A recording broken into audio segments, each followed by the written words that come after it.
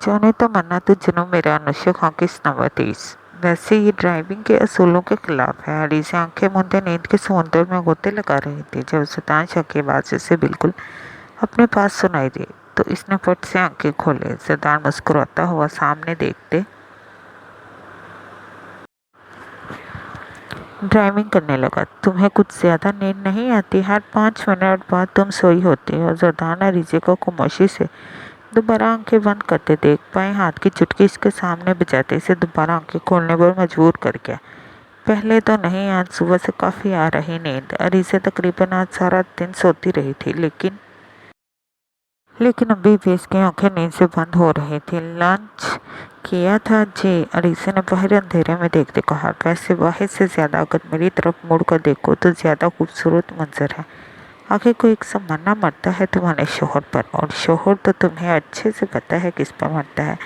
सरदार ने रीजे के हाथ को पकड़े अपनी तरफ खींचते अपने हिसार में लेते बिल्कुल अपने करीब किया तो इसके चेहरे से पल्लू हटता इसका चांद सा चेहरा बेख्तियारी से एक बेबाक की रुख आ गया। जदान, आप ड्राइविंग ध्यान से करें प्लीज़।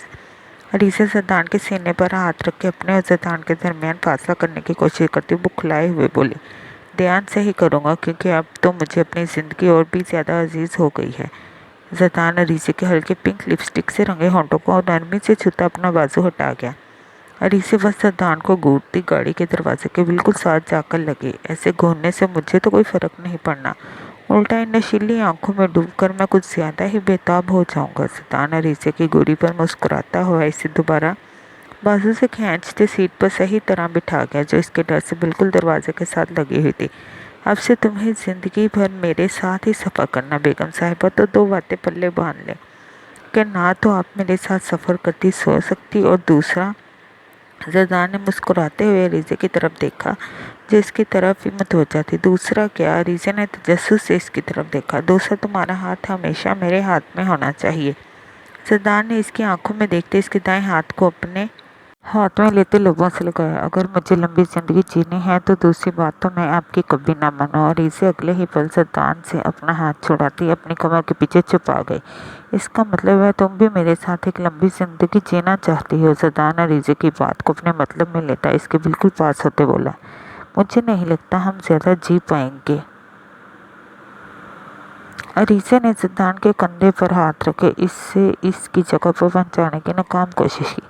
क्या मतलब? क्यों नहीं जी पाएंगे? जरदान फौरन सीधा होता बोला, जिस तरह लापरवाही से आप ड्राइव कर रहे हैं इससे तो यही लगता मुझे। अरीसे जरदान को देखते थोड़ा सा चिढ़कर बोली जिसका सारा ध्यान ड्राइविंग के बजाय बेबाक हरकतों पर था, मेरी जान जरदान शाह के जिंदा रहते तुम्हें कुछ नहीं होगा। हाँ, मर गया तो बहादुरी से मुकाबला करना इस दुनिया का।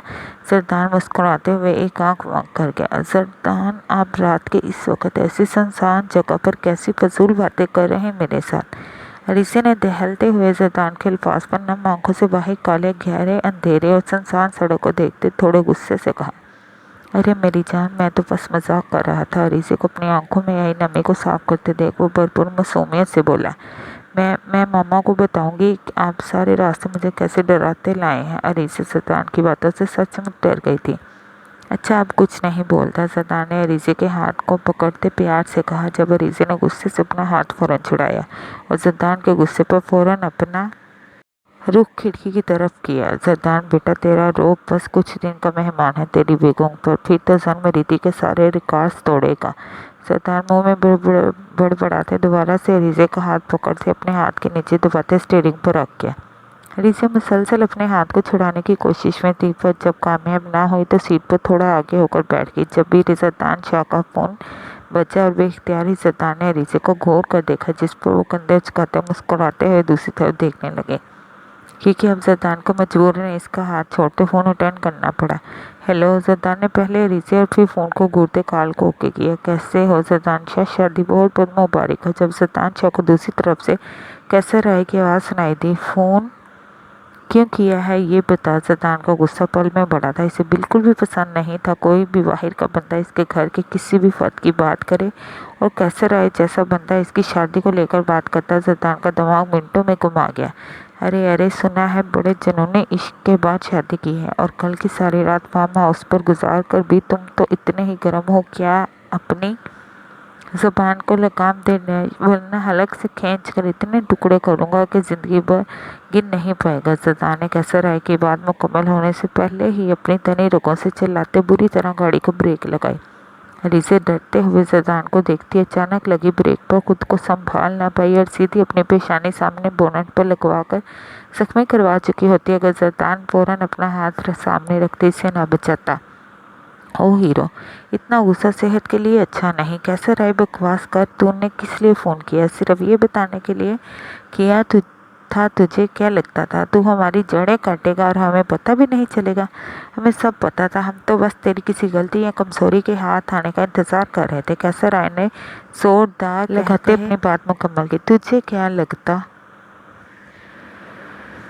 ज़दान शायद तुझ जैसे कुत्तों से डरता है। अगर तुम लोगों को पता है सब, तो अब तो तुम सबको चुन चुन कर मारने का और ज़्यादा मज़ा आएगा।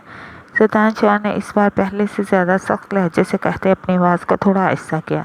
हाँ हाँ ज़दान शाह, मानना पड़ेगा दम है तुझमें, लेकिन तू जानता है हम नहीं हमें, और तू अगर पहले नहीं डरता था तो अब डरेगा। ये वादा है कैसर राय का। ओ जा जा, बहुत देखे तेरे जैसे हिम्मत है तो सामने आकर ये अल्फाज बोलने की जुर्रत करके दिखा, फिर बताऊं तुझे। ज़दान फ़ोन काटते अरीज़ा की तरफ देखने लगा जो डरी सहमी से इसके बाजू को पकड़े बैठी थी। कौन था ज़दान? कोई नहीं था, हमारे काम में ऐसी रिवाइवलरी चलती रहती है, तुम परेशान ना हो। ज़दान ने अरीज़ा की पेशानी पर लब रखे और इसके बहते आंसू साफ किए, जो मिनट मिनट पर बहने को तैयार रहते थे। लेकिन आप ऐसे लोगों से पंगा लेते ही क्यों हैं? अरीज़ा ने नम लहजे से ज़दान के सीने से लगे ही इसकी तरफ देखते कहा। अरे मैं कहाँ पंगा लेता, पंगे तो वो लोग लेते हैं, मैं तो शरीफ सा बंदा हूँ। ज़दान ने अरीज़ा के नाम से होठों को छुआ, जिन पर अब नकाब ना होने की वजह से इसके बेलगाम जज्बों को भड़का गए। हाँ, ज़रूरत से ज़्यादा ही शरीफ हैं। अलीज़ा फ़ौरन ज़दान से दूर होती अपना चेहरा दोबारा नकाब से छिपा गई, जिससे कम से कम इसकी बेबाकियों से तो बची हुई थी। ज़दान ने इसके मासूम से एक्ट पर मुस्कुराते हुए गाड़ी स्टार्ट की। यानी इसकी बीवी को ये लगता था कि ये मामूली सा नकाब ज़दान शायद जैसे तूफ़ान को अपनी मनमर्जी करने से रोक सकता था। ज़दान ने दोबारा से अरीज़ा का हाथ पकड़े गाड़ी की स्पीड बढ़ा दी, क्योंकि वो पहले ही अच्छे खासे लेट हो चुके थे। अरीज़ा ने दोबारा हाथ निकालने की कोशिश ना की, लेकिन अपने पाँव को अपने आरामदेह हील वाले जूते से उतारते टांगे सीट पर रखे दोबारा से नींद की वादियों में खो गई थी। ज़दान ने शाह वेली के मेन गेट से दाखिल होते गाड़ी रोकी, तभी अरीज़ा की आँख खुली। पहुँच गए? अरीज़ा ने गाड़ी रुकने पर आंखें खोले पूछा। जी मदाम जी, पहुँच गए। डियर, अगर नींद पूरी नहीं हुई तो मुझे अपने बाजुओं में उठाकर अंदर ले जाने में भी कोई आर नहीं। ज़दान ने अपना चेहरा बिल्कुल इसके पास करते कहा। जाग तो रही हैं। अरीज़ा ने इसके सीने पर हाथ रखते से थोड़ा दूर करते फ़ौरन इधर उधर देखा कि कोई बाहर तो नहीं है।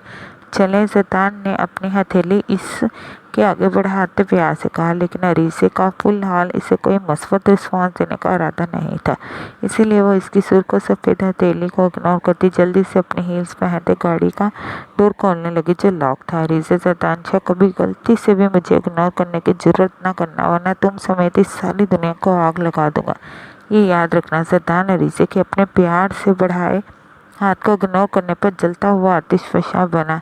अरीज़ा के बाजों को अपने मजबूत गिरफ्त में लेता चट्टानों से सख्ती लिए बोला। ज़दान, मैं तो बस। क्या बस? अरीज़ा ज़दान के अपने बाजू पर इतनी मजबूत गिरफ्त पर आंसू बहाती बोलने लगी, जब ज़दान इसकी बात काटते पहले से ज़्यादा ज़ोर से चीखा। प्लीज़ ज़दान, मुझे दर्द हो रहा। अरीज़ा, कल से ज़दान के नरम रवैये को देखती इसका सख्त और ज़िद्दी तबीयत को भूल चुकी थी, जो अब इसके सामने दोबारा से अति से सर तक पैर हिला गई थी। अब ये आंसू बहाना बंद करो और चलो अंदर। ज़दान ने खामोशी से अपने हाथों को देखती आंसू बहाती अरीज़ा से कहा, जो बिना किसी बात का जवाब दिए दरवाज़ा खोलने लगी, जिसका लॉक ज़दान खोल चुका था। ज़दान बाहर निकलते अपना हाथ अरीज़ा की तरफ बढ़ा गया, जिसे अरीज़ा गुलाबी आंखों से थामते गाड़ी से निकलती हवेली के अंदरूनी हिस्से की तरफ चल पड़े। अंदर सभी इनका बेचैनी से इंतजार कर रहे थे। सबसे मिलकर अरीज़ा का मूड कुछ बहाल हुआ था, लेकिन इसने एक बार भी गलती से भी ज़दान शाह की तरफ नहीं देखा था। डिनर के बाद सलमान शाह ने सबको अपने कमरे में बुलाया था। बस अबरीशा का यान और आर्यन इस मीटिंग का हिस्सा नहीं थे। हज़ार अभी घर आया था, इसे स्पेशल फिरोज़ा शाह ने मैसेज करके बुलाया था। हज़ार अच्छे से जानता था कि इसे क्यों बुलाया गया है, वो सलमान शाह के दरवाजे की तरफ बढ़ा। जब वो दरवाजे के पास कान लगाए खड़ी अबरीशा को देख हैरान रह गया, लेकिन फौरन इसकी इस बचकाना हरकत पर इसे टूट कर प्यार आया। लेकिन हमेशा की तरह वो अभी इस प्यार को जता नहीं सकता था, क्योंकि इनकी हवेली के सब कमरे साउंड प्रूफ थे, तो आवाज़ बाहर आने का तो सवाल ही पैदा नहीं होता। इसीलिए वो अबरीशा के कंधे पर हल्का सा हाथ रखते इसे हिला गया। जब अबरीशा ने मसरूफ़ अंदाज में इसका हाथ उठाया, ज़ैदान ने इस बार अपने हाथ का भरपूर दबाव डालते इसका रुख अपनी तरफ किया। हजार को देखते अबरीशा के दिमाग में सुबह का मंजर घूम गया, जब हजार ने अरहाम पर पहले मुक्का बरसाया था। अबरीशा अपने भाई अरहाम से बहुत प्यार करती थी, इससे बिल्कुल भी बर्दाश्त ना होता कोई इसे कुछ भी कहता तो। इसीलिए वह हजार से अच्छी खासी नाराज़ थी। यहाँ क्या कर रही है? हजार ने अबरीशा की खामोशी पर पूछा। जो भी करूं, आपको क्या? अबरीशा गुस्से से कहती वहां से जाने लगी। जब हजार ने गुस्से से इसकी कलाई पकड़े, दरवाजे से थोड़ा हटकर इसे दीवार के साथ लगाया। तुम्हें तमीज़ नहीं बड़ों से बात करने की? हजार अपनी सुर्ख गहरी ब्राउन आंखों से अबरीशा को घूरते बोला। आपको है तमीज़? आपकी जरूरत कैसे हुई मेरे भाई पर हाथ उठाने की? अबरीशा ने गुस्से से अपने कंधों से हजार के हाथ उठाते कहा। इस साले ने बात ही ऐसी की थी कि इसका मुंह तोड़ना जरूरी था। हजार जहाँ मोच के अबरीशा का तुपाते हुए बोला, मेरे भाई को गाली मत दे हजार भाई। अबरीशा अब भी हजार को उंगली दिखाते जानबूझकर भाई बोलती तो पाने की भरपूर कोशिश कर गई। कितनी बार बोला भाई ना बोला करो, समझ नहीं आती? और कोई गाली नहीं दी तुम्हारे भाई को। फ्यूचर प्लानिंग के हिसाब से वो हमारे साले साहब ही हैं, और आइंदा से उंगली ना दिखाना। इसे तोड़कर हाथ में पकड़ा चुका होता अगर तुम्हारी जगह कोई भी होता। हजार इसकी उंगली को अपने हाथ में पकड़ते इसके करीब वातावान कर गया। और अगर आइंदा भाई बोला तो अबरीशा याद रखना, ऐसी सजा दूंगा इन होंठों जुबान को कि तुम्हारी रूह तक काम जाएगी। हजार अबरीशा को गुस्से से घूरते सलमान शाह के कमरे की तरफ बढ़ गया। तो साहब साधो, आज घर पर क्या तमाशा लगाया तुम दोनों ने? हजार के कमरे में जाते ही सलमान शाह गुस्से से बोले, सॉरी बड़े पापा, मुझे पहले ऐसा नहीं करना चाहिए था। जो भी था हीट ऑफ द मोमेंट इसका हाथ उठ गया था, लेकिन हुदैबिया के हवाले के अलावा भी अरहाम इसे बहुत अजीज था, इसीलिए इसने माजरत करने में देर न की। अरहाम बेटे, आपका क्या ख्याल है? बड़े बाबा, अगर कोई मेरे साथ ऐसा करेगा तो मैं इसको जवाब तो दूंगा ही। अरहाम ने हजार को घूरते हुए देख कहा। अरहाम, ज़्यादा जुबान चलाने की ज़रूरत नहीं है, तुम भी सॉरी बोलो इसे और एक दूसरे के गले लगो। अरहाम के वालिद ने इसके एटीट्यूड पर इसे घूरते हुए गुस्से से देखा। चलो उठो शाबाश, कभी हम भाइयों को लड़ते देखा है? एहसान साहब ने भी अपने सपूत को घूरते कहा, जिस पर इन सब की बीवियों ने नज़रों ही नज़रों में एक दूसरे को देखते तौबा की। बेशक वो भाई आपस में कभी नहीं लड़े थे, लेकिन ये भी सच था इनके कहर से कोई बच्चा भी ना था इनकी जवानी में। वो सब एक दूसरे की खातिर लड़ने मरने तक पहुंच जाते थे। जब अरहाम और हजार एक दूसरे के गले मिलते सॉरी बोल गए तो कमरे में मौजूद सब लोगों ने शुक्र किया। भाई साहब, मुझे आप सबसे एक बात करनी है। फुरकान शाह ने सबको देखते अपनी कुर्सी पर सीधे होते कहा। हाँ बोलो। मैं चाहता हूँ कि अरीज़े सुल्तान के वलीमे पर मैं हुदैबिया और अरहाम का वलीमा भी कर दूँ। अरहाम अपने वालिद के फैसले पर हैरान ही रह गया। एहसान और फिरोज़ा, तुम दोनों की कोई एतराज़ तो नहीं? नहीं यार, हमें क्या एतराज़ होगा, आखिर बेटी को एक दिन तो रुखसत करना ही होता। एहसान शाह ने अपनी बीवी के हाँ के इशारे पर फ़ौरन अपनी रजामंदी भी दी। लेकिन मुझे एतराज़ है, मैं अभी ये रुखसती नहीं चाहता। अरहाम सबका इसकी इजाज़त के बिना रुखसती तय करने पर जलते तवे पर बैठा। क्यों, तुम्हें क्या एतराज़ है? फुरकान साहब ने अपने खूबरू बेटे को घूरते इस्तफसार किया। मुझे कल लंदन के लिए निकलना, कुछ ज़रूरी प्रोजेक्ट लाइन अप हैं, इसलिए अभी मैं ये सब अफोर्ड नहीं कर सकता। अरहाम ने हुदैबिया को घूरते अपने वालिद को नरमी से जवाब दिया। क्यों ज़ैदान, क्या वो प्रोजेक्ट तुम हैंडल कर सकते हो? फुरकान शाह ने ज़ैदान शाह को मुखातिब किया, जो अरहाम की बेवजह जिद पर इसे घूर रहा था। जी छोटे पापा, मैं हैंडल कर लूँगा, ज़ैदान ने फ़ौरन जवाब दिया, जिस पर अरहाम ने इसे खा जाने वाली नज़रों से देखा। लेकिन बाबा, मैं फिर भी ये सब नहीं चाहता। अरहाम ने अपने बागी दिल की सदा को इग्नोर करते अपनी अना को ही बुलंद रखा। तो ठीक है, अगर तुम ये सब नहीं चाहते तो हुदैबिया को आज़ाद कर दो। मुझे हुदैबिया बिल्कुल अबरीशा की तरह अजीज़ है। मैं हरगिज़ नहीं चाहता कि मेरी बेटी की ज़िंदगी में कोई ऐसा शख्स आए जो इसकी कदर भी ना कर सके। फुरकान ने अपने बेटे को अच्छा खासा सुनाते कहा। वहाँ मौजूद सब बड़ों के डिसाइड करने पर कहा ही ये सब अरहाम के साथ किया जा रहा था, जिसकी मास्टरमाइंड इसके मासूम से माँ थे। क्यों दिव्या बेटे, तुम्हें तो कोई एतराज़ नहीं है अगर हम सब बड़े मिलकर कोई फैसला करें तुम्हारे लिए? तो सलमान शाह ने भी फुरकान की बात को अहमियत देते हुए दिव्या से पूछा। तो अरहाम को लगा कमरे की छत इस पर आ गिरी हो। वो ख्वाब में भी नहीं सोच सकता था इसके घर वाले ऐसा कुछ भी सोचेंगे, लेकिन वो अभी भी मुतमईन था क्योंकि इसे उम्मीद थी इसके और दिव्या के दरमियान जितनी भी प्रॉब्लम्स हों वो दोनों एक दूसरे के अलावा किसी और को अपनी ज़िंदगी में शामिल करना तो दूर सोच भी नहीं सकते। मुझे कोई इतराज़ नहीं बड़े पापा, आप लोग जो भी फैसला करेंगे मुझे मुझे मंजूर है। दिव्या ने अपने पाँव को घुटते हिम्मत करते बोला। वो झुके सर से भी अरहाम के टूटते मान के खींचे अपने पूरे जिस्म और रूप में व्यस्त होते महसूस कर रही थी। जब वो दिव्या की बात पर अरहाम शाह को लगा किसी ने जलता हुआ शीशा इसके कानों में डाल दिया हो। इसके दिमाग की रगें एकदम जोर जोर से फड़फड़ाते फटने के करीब थी। मुझे ये रुखसती मंजूर है, आप जब चाहें तब की डेट फिक्स कर लें। अरहाम अपने लहजे को बहुत मुश्किल से नाक में रखे अपनी मुठ्ठियां भींचे कहता फौरन कमरे से निकल गया। जब सब अरहाम के गुस्से से लाल होते चेहरे को देखते परेशान हुए। गुलनूर, सब ठीक तो होगा? आमना शाह ने परेशानी से पूछा। भाभी परेशान ना हो, अब देखिएगा सब ठीक हो जाएगा। लेकिन दिव्या का दिल चीख चीख के इससे कुछ गलत, बहुत गलत हो जाने का बोल रहा था। तो ठीक है, फिर डिसाइड हुआ जदान और अरीसे के वलीमे वाले दिन ही अरहाम और दिव्या का वलीमा भी होगा। और दिव्या को रीजे अभी रूम में लेकर गई थी क्योंकि इसे दोबारा से फीवर महसूस हो रहा था। इनके चलते ही सब बड़ों ने फैसला किया जुमे को अरहाम और दिव्या की मेहंदी, हफ्ते को रुख से एतवार को वलीमा होगा। बाबा, इतना हल्ला गुल्ला करने की क्या ज़रूरत है? सरदार ने परेशानी से सब बड़ों को देखते कहा। वो सिक्योरिटी को लेकर पहले ही परेशान था और यहाँ अगर इतने फंक्शन होते तो मसले और भी ज़्यादा हो जाते। क्यों, तुम्हें क्या एतराज़ है इस सब में? सलमान शाह ने गुस्से से जरदान शाह को देखते पूछा। नहीं नहीं, मुझे क्या एतराज़ होगा? जरदान फौरन बोला क्योंकि अब वो सबको असल हकीकत बताकर परेशान नहीं कर सकता था।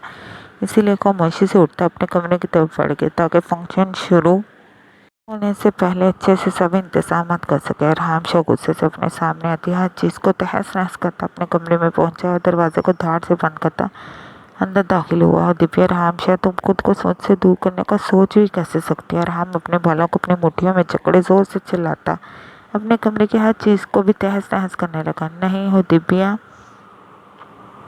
अरहाम शाह, तुम्हें जवाब देना होगा कि तुम मेरे साथ ऐसे कैसे कर सकते हो? अरहाम शाह गुस्से से और दिव्या के कमरे की तरफ बढ़ा। और दिव्या अभी थोड़ी फ्रेश होती लाइट पिंक रंग के आरामदेह कुर्ते शलवार में बालों का हल्का सा ब्रश करते खोले सोने की तैयारी में थी। वो आज सब कुछ होने की वजह से बहुत परेशान थी। इसे अरहाम की सुलगती आंखों की तपश अभी भी खुद पर महसूस हो रही थी। जब अरहाम धाड़ की आवाज़ से दरवाज़ा खोलते अपनी सुरख बर्फ की तरह मंजमंद आंखों से दिव्या को घूरते दरवाजे को बंद करते लॉक भी लगा गया। दिव्या को अरहाम की तरफ देखते अपनी जान जिस्म से निकलती महसूस हुई। नीचे क्या बकवास की थी तुमने? अरहाम शाह ड्रेसिंग टेबल पर पूरी कुव्वत से हाथ मारते हुए चीखा। अरहाम, ऐसा कुछ नहीं है जैसा आप सोच रहे हो। दिव्या ने अपने कांपते हाथों से दुपट्टा बेड से उठाते खुद पर ओढ़ते अरहाम को देखे बिना नजर झुकाए कहा। अगर वो अरहाम शाह को देख लेती तो यकीनन अभी बेहोश होती गिर जाती। कैसा नहीं है दिव्या? अरहाम शाह, अरहाम ने इसके दुपट्टे को अपने गले में लेते देख लकड़ी की तरह सुलगते इसकी तरफ बढ़ते बेदर्दी से इसके गले से दुपट्टा इतनी जोर से खींचा कि इसके गले में दुपट्टा खींचने से ही एक सुर्ख लकीर सी वाज़ेह होती हुई दिव्या की सिसकी की वजह बनी। तुम ऐसा सोच भी कैसे सकते कि तुम अरहाम शाह से अपने आप को अलग कर सकती हो? अरहाम और दिव्या के सिल्की खुले कमर तक आते बालों को अपनी मुट्ठी में जकड़े हलक के बल चिल्लाता और दिव्या को लड़खड़ा गया। अरहाम, दिव्या के गले से अरहाम के डर से आवाज़ भी नहीं निकल रही थी कि वो अपनी सफाई में कुछ बोलती। You know my dear wife, एक बात अपने इस छोटे से दिमाग में बिठा लो, तुम्हारा पोर पोर अरहाम शाह का है। अरहाम इसे बाजू से पकड़े बैठ के बिल्कुल दरमियान में पूरी कुव्वत से फेंक गया। इतनी जोर से फेंके जाने पर दिव्या को अपनी कमर में दर्द की एक लहर सी उठती महसूस हुई जो इसके दिल के दर्द से मिलती इसकी आंखों की नमी को पल में बढ़ा गया। दिव्या, आज जो तुमने गलती की है इसकी सज़ा तुम्हें अरहाम शाह ऐसी देगा कि तुम सारी ज़िंदगी याद रखोगे। तुमने मेरी यानी अरहाम शाह की अमानत होते हुए इससे दूर होने की बात सोची भी कैसे? अरहाम इसके ऊपर झुकता इसके लाइट पिंक रंग में चमकते नाजुक बदन पर बेबकी से अपना हक जताता छू रहा था। आप मेरी तो सुने, जिस पर हो दिव्या तड़पते हुए इससे बोलती दूर होने लगी। डोंट हो दिव्या। अरहाम इसके खिसकने पर पहले से ही ज्यादा बेरहमी से अपनी तरफ खींचते, इसकी गर्दन पर दांत काटते, इसकी चीख को अपना मजबूत हाथ इसके नाजुक होंठों पर रखता घूंट गया। क्या बोला था तुम्हें? कोई त्रास नहीं मुझसे दूर जाने का?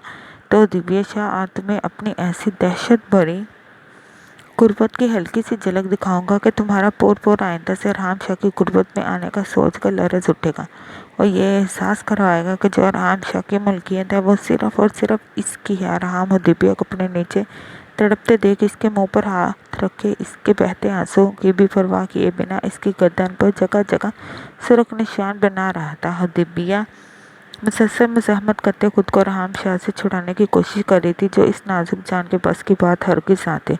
नी लबों और ज़ुबान ने मेरे खिलाफ बोलने की हिम्मत की थी ना? अरहाम इसके गुलाबी होंठों से हाथ उठाते इन्हें अपनी उंगलियों में बेदर्दी से मसलता तड़पा गया।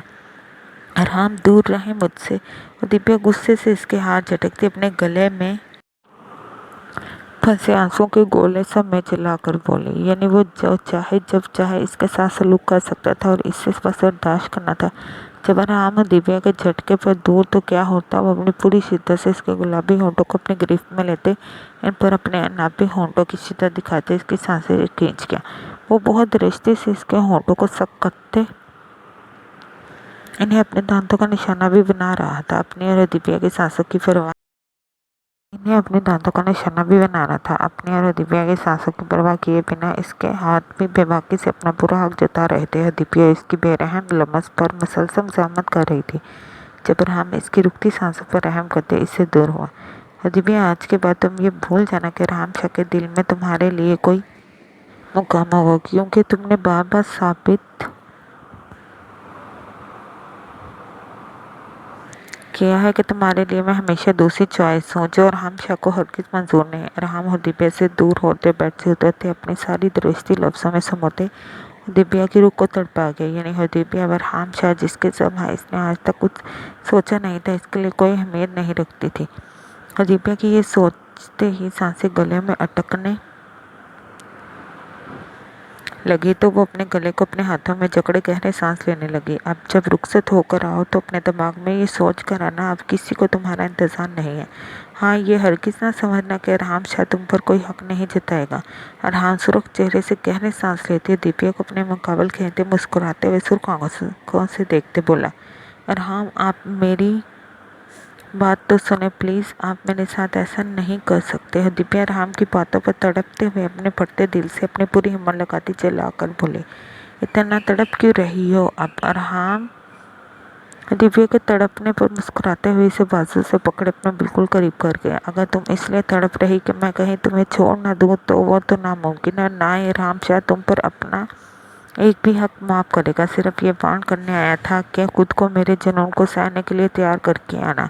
अरहाम और दिव्या के अपने मजबूती से पकड़े बाजू को एक झटके में चिढ़ाते इसी तरह आंधी तूफान की तरह वापस चला गया जैसे आया था। और दिव्या भी बेड पर थके कदमों और लरसती टांगों से पीछे चीखते हुए वो इंसान लग रही थी जो तूफान में हुई बर्बादी के बाद अपने खाली हाथ देखते बस तड़पता रह जाता है। सरतान कब से अपने कमरे में बैठा मोबाइल यूज़ करते बेचैनी से अरीज़े का इंतज़ार कर रहा था, जो अभी तक कमरे में नहीं आई थी।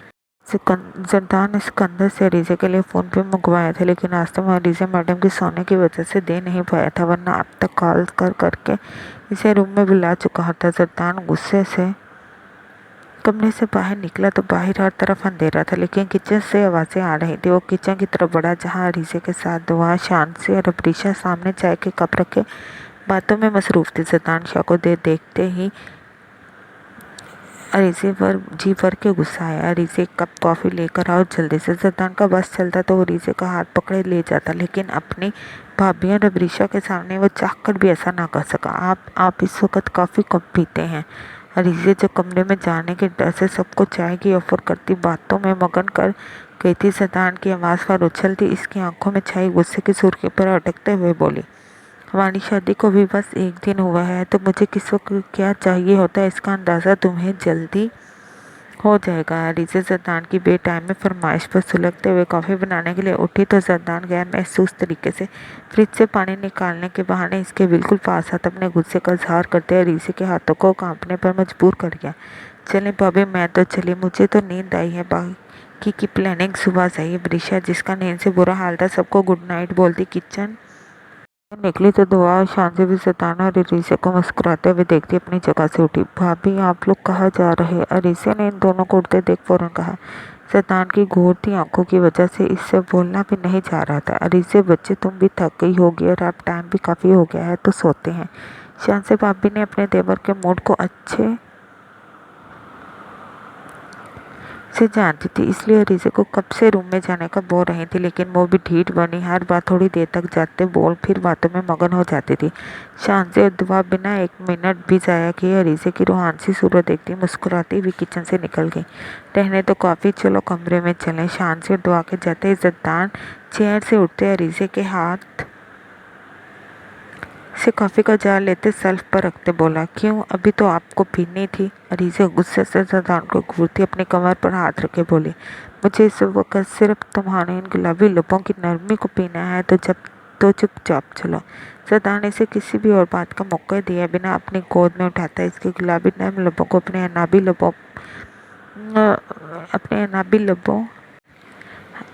लबों में कैद किए किचन से निकलते सीढ़ियों की तरफ बढ़ा। अरीज़ा अभी तक फ्रीज थी, वो सोच भी ना सकती थी जरदान क्या हवेली में भी ऐसी बेबाक हरकत कर सकता था। जरदान इसके होंठे को नरमी से छूते अपनी सारी बेचैनी का बदला ले रहा था। जरदान अरीज़ा को गोद में लिए कमरे में दाखिल हुआ, जो अब इसके कॉलर को झंझोड़ती से होश दिलाने की कोशिश कर रही थी। जरदान ने अपने पाँव से ही दरवाज़ा बंद करते इसके होंठों को आज़ाद किया। जरदान, आपको ज़रा ख्याल है, अगर हमें ऐसे कोई देख लेता तो इन्हें भी एहसास हो जाता कि we are newlyweds couple. Zardan Areeza को ऐसे ही गोद में उठाए बेड की तरफ बढ़ते बोला, अब तो उतार दें। जब अरीज़ा इसके बेशर्म अंदाज पर सुलगते हुए बोली, ऐसे मेरी हमेशा से ख्वाहिश थी कि पहली बार अपने कमरे में तुम्हें अपनी बाहों में उठाकर लाऊं, और तुम्हारी वजह से आज मेरी वो ख्वाहिश भी पूरी हो ही गई। जरदान अरीज़ा को बेड पर बिठाते खुद इसके पास ही नीचे कारपेट पर बैठा। आप यहाँ क्यों बैठ रहे हैं? अरीज़ा जरदान की बेबाक ख्वाहिश को इग्नोर करते इसे नीचे अपने कदमों में बैठे देख फौरन अपने पाँव दूर करते बोली। जब जरदान इसे कोई भी जवाब दिए बिना साइड ड्रॉर से 2 गिफ्ट पैक निकालते इसकी गोद में रख गया। थैंक्स मेरी ज़िंदगी में आने के लिए। अरीज़ा, अगर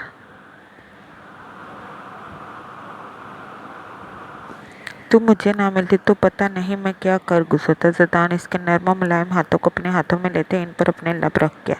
आप प्लीज़ यहाँ से उठे, मुझे अच्छा नहीं लग रहा। अरीज़ा जरदान के इजहार पर अपनी तेज होती धड़कनों पर काबू पाते नरमी से बोली। जब जरदान अपनी आंखों में अरीज़ा की बढ़ती तलब लिए बेड पर बिल्कुल इसके सामने बैठा। खोलो इसे। जरदान ने एक डिब्बा के हाथ में पकड़ाते बोला, क्या है इसमें? अरीज़ा इस गिफ्ट को खोलते बोली, देखो तो सही। जब अरीज़ा डब्बे में आईफोन देखते जरदान की तरफ देख गई। सॉरी, मैंने तोड़ा था तो लेकर भी तो देना था। जरदान अपने बालों में हाथ फेरते मुस्कुराया, इसमें नई सिम है, बाकी सेटिंग तो मैंने कर दी है, अगर कुछ और करना हो तो कर लेना। थैंक्स। अरीज़ा मोबाइल के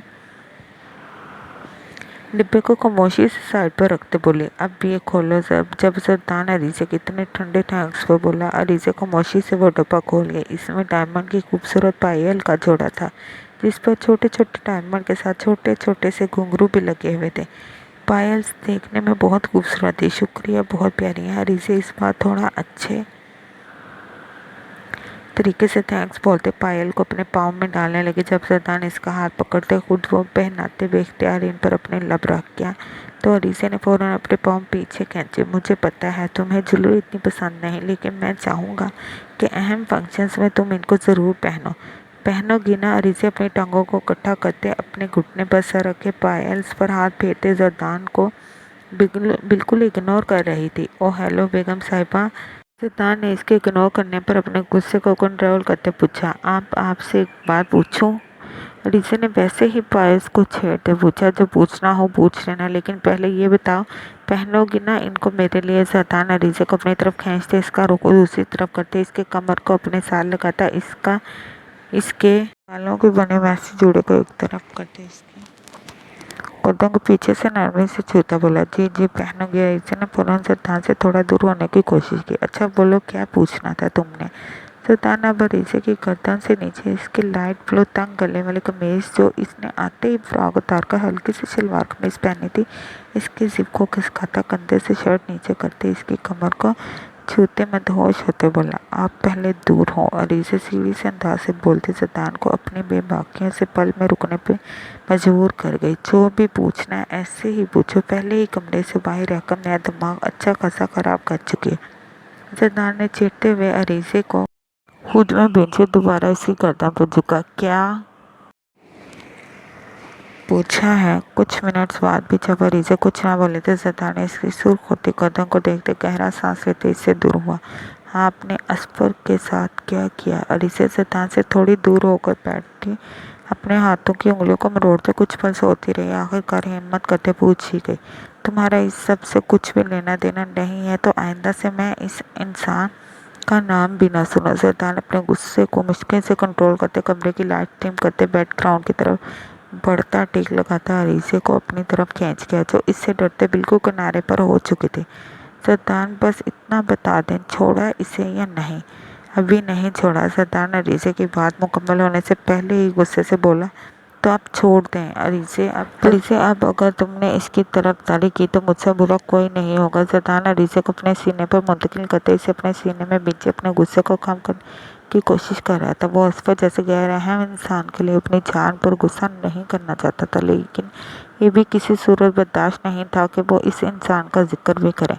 आपसे बुरा वैसे भी कोई नहीं है। अरीसे सद्दान की बात पर मुंह बनाते इसके सीने पर अपने दोनों हाथों को जोर देते दूर होने लगी। याद है फार्म हाउस पर क्या कहा था मैंने? सद्दान ने अरीसे के जोड़े की शक्ल में बंधे बालों को खोलते इनकी नरमी अपने एक हाथ से महसूस करते अपना चेहरा इसमें छुपाया। मुझे नहीं याद और ना ही मुझे याद करना है। आप मुझे छोड़ें, मुझे चेंज करना है। अरीसे सद्दान के कुछ देर पहले डांटने की वजह से हाथ धरती बोली, ना ना माय डियर, ना तो मैं तुम्हें खुद को बोलने दूंगा और ना ही खुद से जुड़ी बातों को। सद्दान अरीसे को अपने नीचे करते प्यार से इसकी आंखों को चूमते बोला, और रही बात चेंज करने की तो मीजान, इसकी क्या ज़रूरत है? अभी तो सब पर्दे हटाने का टाइम है। सद्दान अपनी बेबाक बातों से अरीसे की नाजुक जान को डरा रहा था। चाहता हूँ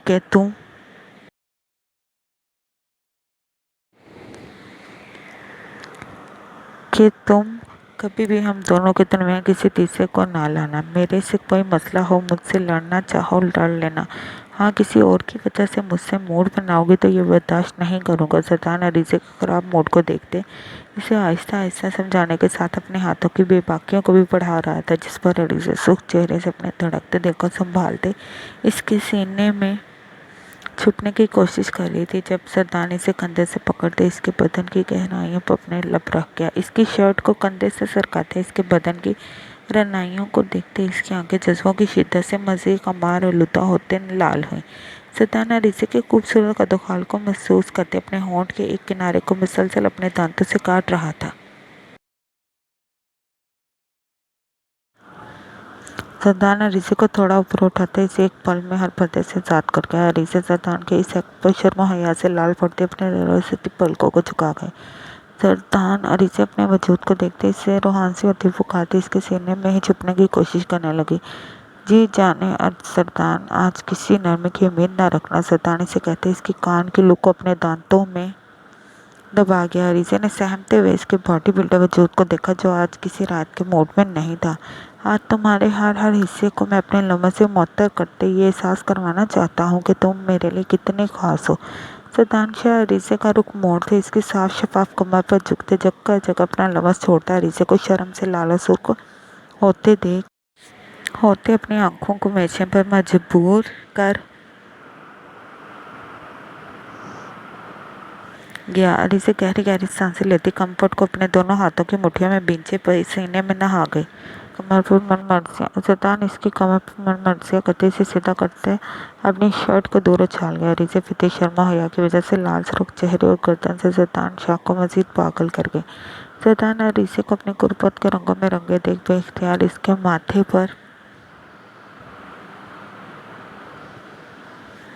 अपने लब रखे जब इसकी नज़रें अरीज़े के गुलाबी कपकपाते होंठों पर पड़ी। मेरी जान, तुम्हें मैं कैसे बताऊं कि तुम ज़रदान शाह का सुकून हो, इसकी रूह का करार हो। तुम ज़रदान इसके होंठों को बार बार नरमी से अपने होंठों से छूता, अपनी जज्बे लुटाती आंखों से बो रहा था। ज़रदान शाह का हाथ कभी नरमी से और कभी सख्ती से इसकी धड़कनों को छूते अरीज़े की कमरे में गूंजती सिसकियों की वजह बन रहा था। अरीज़े के पूरे बदन पर ज़रदान की बेबाकी और नरमी पर लर्जा तारी था। जब ज़रदान इसकी धड़कनों पर अपने दांतों की लम्बत से सख्ती दिखा गया, अरीज़े को लग रहा था इसका दिल पसलियाँ तोड़ते बाहर आ जाएगा। ज़रदान शाह की इसकी धड़कनों की शिद्दतों पर अरीज़े ज़रदान शाह के भारी वजूद के नीचे से निकलने के लिए मज़ाहमत कर रही थी। जब ज़रदान खुद को आखिरी पर्दे से भी आज़ाद करते, इसकी टांगों को भी काबू में करते, इसके होंठों पर झुकता, अब नरमी की बजाय अपनी भरपूर शिद्दत दिखाने लगा। ज़रदान इसके जिस्म के हर हिस्से को अपने लमस का एहसास देते, इसके हाथों की उंगलियों में अपने हाथों की उंगलियां बसाते अरीज़े को बेख्तियार पैनिक कर गया। रिलैक्स मेरी जान। अरीज़े की अभी से नम होती आंखों पर अपने लब रखते ज़रदान इसकी कमर को थोड़ा सा ऊपर करते इसमें अपनी पूरी शिद्दत से समा गया, जिस पर अरीज़े की चीख कमरे में गूंजी। ज़रदान नरमी से कभी इसके लब छूता और कभी इसके गाल पर बहते आंसू को चूमते, कभी नरमी और कभी शिद्दत पसंदी से खुद में समाता अपनी रूह को पुरसकून कर रहा था। अरीज़े की सिसकियाँ कभी हल्की हल्की चीखों में बदलती और कभी अरीज़े अपनी भारी होती सांसों से ज़रदान शाह को बर्दाश्त करती निढाल हो रही थी। आखिरकार फजर से कुछ देर पहले ज़रदान शाह अरीज़े से अलग हुआ और इसके बालों में हाथ से लाते इसे अपने सीने में भींचे आंखें मूंद गया। वो अरीज़े को महसूस करते करते नींद की वादियों में खो गया, जबकि अरीज़े अपनी थकावट से दर्द होते बदन से पहले ही नींद की वादियों के सफ़र पर निकल चुकी थी। जारी है प्यारे प्यारे रीडर्स, कैसी लगी आज की एपिसोड? उम्मीद है पसंद आई होगी। अगर वीडियो अच्छी लगी है तो चैनल को सब्सक्राइब करें और वीडियो को लाइक करें और कमेंट भी लाजमी करें ताकि नॉवल के बारे में रिव्यू मिल सके। मिलते हैं अगली वीडियो में, तब तक के लिए बाय।